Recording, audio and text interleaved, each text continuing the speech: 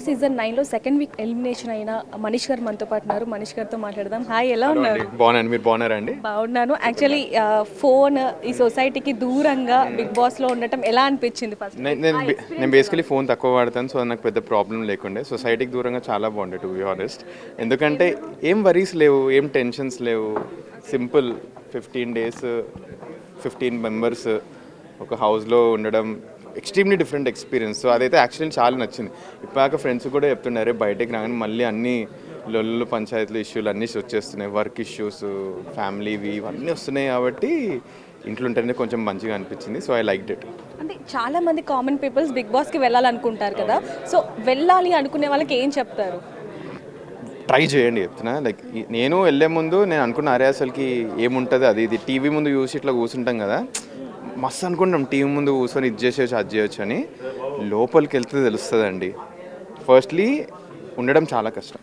మీకు different mental ability ఉండాలి ఉండడానికి, ఆ హెడ్ స్పేస్ ఉండాలి మీకు. సెకండ్లీ మీరు అనుకుంటారు అరే ఇంత చిన్న జడ్జ్మెంట్ చూడలేదు రాబాయ్ అది ఇది అని. మీరు అక్కడ ఉండండి, మీకు తెలుస్తుంది. చిన్న చిన్న పాయింట్స్ కూడా చేయలేరు. ఆ పాయింట్కి 15 members మీ మీద అరుస్తూ ఉంటారు. దీన్ని మీరు హ్యాండిల్ చేయాలి. కనిపించేంత ఈజీ అయితే గేమ్ అస్సలు కాదు. బట్ ఆ ఎక్స్పీరియన్స్ కూడా లైఫ్లో అసలు దొరకదు. సో నన్ను అన్నారు లైక్ స్టార్టప్లు చేసుకుంటూ సడన్లీ నువ్వు ఎందుకు వెళ్తున్నావు, నీకు అవసరమా అది ఇది అంటే, నేను అనుకున్నాను అసలుకి ఏముంటుందని.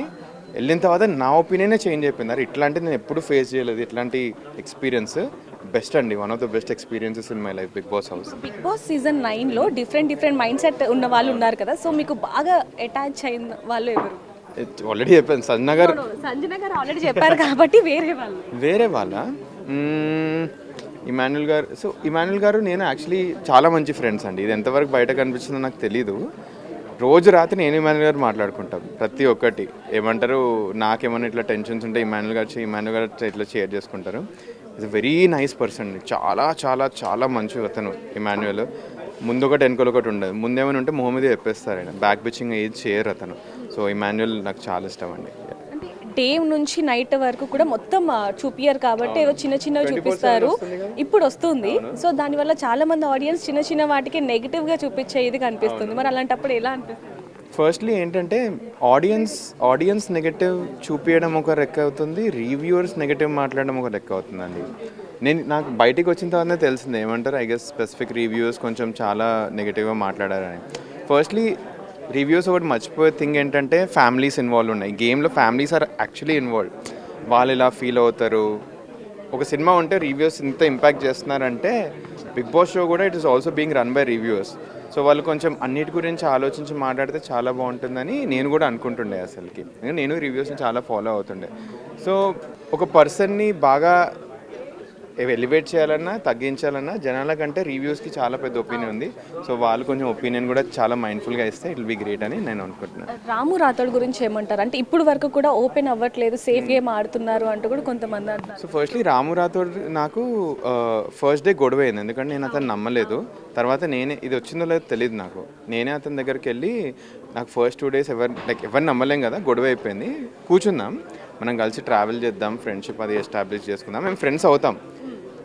ఇదంతా అయిన తర్వాత చాలా కలిసి మీకు ఒకటి తెలియదు, ఇంట్లో ఇద్దరు పాటలు పాడే నేను ఇంకా రాము రాథోడ్ ఇద్దరం. సో అట్లాంటి బాండ్ ఎస్టాబ్లిష్ అయింది నాకు రాము రాథోడ్కి. లాస్ట్ డే నాకు ఫస్ట్ టైం రాము రాథోడ్ మీద క్వశ్చన్ ఎప్పుడు వచ్చిందంటే మన ఈ ఓనర్స్ టాస్క్ అయింది కదా, అన్నీ ఇచ్చేస్తారు. అక్కడ నుంచి అందరికీ క్వశ్చన్ వచ్చింది, అరే మన రాము రాథోడ్ ఏమంటారు సేఫ్గా ఉండి యాక్చువల్లీ గేమ్ ఆడుతున్నాడు. అందరికీ ఆ డౌట్ వచ్చింది, ఎవరు మాట్లాడట్లేదు, మేమేం మాట్లాడుకుంటున్నాం. సో అతను సేఫ్ ప్లే అయినా కూడా కొంచెం ఏదో ఉంది, దెస్ అనదర్ ఫేస్ టు హిమ్ అని నేను నమ్ముతున్నాను. బట్ ఏదైనా టాస్క్ వస్తే మేము ఫస్ట్ రాము గురించే ఆలోచిస్తాం. By the way is very good at task. So he's a safe player but he also has a game అని ఐ బిలీవ్ ఇట్. సంజన గారి విషయానికి వస్తే ఆవిడ కొంచెం గొడవలు పెడుతూ ఉంటారు, వాళ్ళకి వీళ్ళకి అంటూ కూడా కొంచెం బయట స్ప్రెడ్ అవుతుంది. అది నిజమైన వాస్తవమేనా? కాదు, తను కావాలని గొడవలు పెట్టదు. ఫస్ట్లీ ఆమెకి సపోర్ట్ చేయాలని కాదు. నేను ఎంత తిట్టానో అందరు చూస్తారు కదా. ఈ ఒపీనియన్ ఉన్నోడే ఒక ఆమె మీదే ఒపీనియన్ చేంజ్ చేసినంటే నేను వాళ్ళ గేమ్ అర్థం చేసుకున్నాను. ఫస్ట్లీ కావాలని గొడవ పెట్టదు. గేమ్ ఫార్మాటే అది కదండి. బిగ్ బాస్ ఎందుకు చూస్తారు? టాస్క్ కోసం చూస్తారు, ఎంటర్టైన్మెంట్ కోసం చూస్తారు, కొంతమంది గొడవల కోసం చూస్తారు. తినకే అవన్నీ తెలుసు అనమాట. టాస్క్ ఉంటే టాస్క్ ఇచ్చి పడేస్తుంది, ఎంటర్టైన్మెంట్ అంటే జోక్లు వేస్తుంది. బట్ ఇప్పుడు కాన్ఫ్లిక్ట్ బేస్డ్ ఎంటర్టైన్మెంట్ తీసుకురావాలంటే తినకి ఎలా పెట్టాలో అది కూడా తెలుసు, వితౌట్ హర్టింగ్ ఎనీవన్ ఎల్స్. ఎవరిని ఎమోషనల్ డ్యామేజ్ చేయకుండా ఎలా చేయాలో అన్నీ తెలుసు. సో తనైతే కావాలని చిచ్చులు పెట్టదు, చిచ్చులు కావాలని పెట్టినప్పుడు తర్వాత తనే వెళ్ళి రిజాల్వ్ చేస్తుంది. ఇది జనాలకు తెలియని విషయం.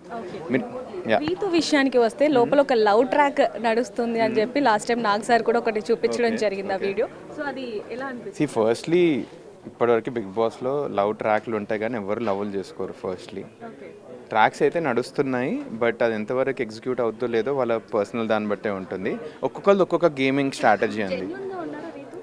లోపలన లేరు, అయితే నాకు తెలుసు, అదైతే నాకు అర్థం అవుతుంది జెన్యున్గా లేరని. ఎందుకంటే సడన్లీ కొన్నిసార్లు లేట్ చేస్తారు, మాకు తెలుస్తుంది తను ఏడవట్లేదని.